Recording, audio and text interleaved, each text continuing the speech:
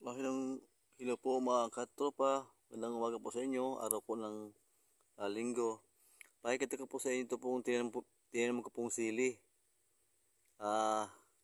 Tawagin po ito ay siling tingala. Yan po, dahil pong bunga. Ito po ay nabibili po sa market ng 80 po ang kilo. Ayan po oh. Tinanim ko po ito nung last month pa. Ayan po dahil pong bunga oh, mga ka-farmers.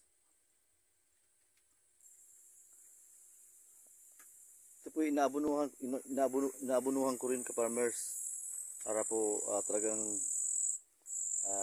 mabigyan tayo ng magandang bunga ng sili.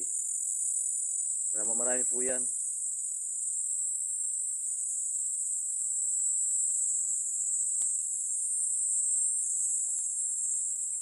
Po. Isa lang po itong parts ng ng pinagtanaman ko ng sili. Meron pa po doon sa kabila. Meron pa po doon sa kabilang party.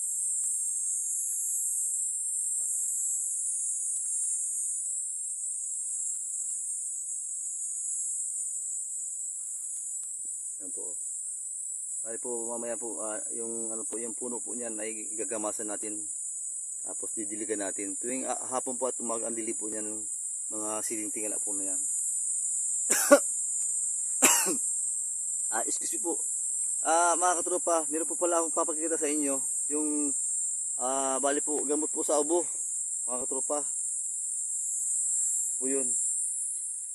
Gamit po sa ubo. Ayan po. Ito po ay tinatawag na na Maguindanao. Sabi po nila ito po ay gamit po sa pasma. Bali po mga katropa, pinagaling na po ako dito dati nito. Ginamot ko na po ito dati. Gumaling po talaga ako. Pero po talagang tagaan po talaga ang pag-iinom ito dahil sobrang pait po ito. Saka po mga ka-farmers, dapat po kung maglalaga kayo ng Maguindanao po na ito, dapat po may bilang lang po yung dahon na ilalagan nyo. Dapat po 70 na dahon lang po ang nyo. 70 pirasong dahon lang ang ilalaga nyo. Ito po, bilang po 70 na ganyan po. 1, 2, 3, 4, 5, 6, 7, 8, 9, 10, 11, 12, 13, 14, 15, 16, 17. Yan po, bali ito po 17 lang pong piraso ang ilalaga nyo.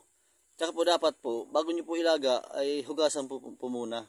Isa po iinom po kayo ng mga antibiotic, mga gamot-gamot. Dito lang po tayo sigurado pa, wala po tayo makakasigat sa kidney. Tingnan nyo po mabuti yung dahon po. Maguindanao po yan. Yan. Dahon lang po ang ilalaga. Dapat po hindi naman po mainit, hindi naman po malamig. Dapat po maligam-gam lang. Mamaya po mga katropa, makikita ko po sa inyo ang pag-iinom po ng ng Maguindanao. Kaya po dikit na sipon, masakit po sa ulo. Dapat po magamot agad.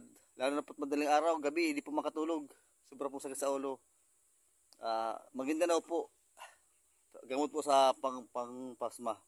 Ito naman pong tinanim ko pong sili. Bali po mga 2 araw pa, harvestin na po ito. Dadali po ng market. Marami pa po yan mga katropa. Doon po sa kabila doon. Kaya lang po, hindi po ako dahil sobrang ubo ko po. Yung mga katropa, ganito po mo lamang. Susunod na naman po uling video. Video po inano na yung sikmura ko. God bless po sa inyong lahat.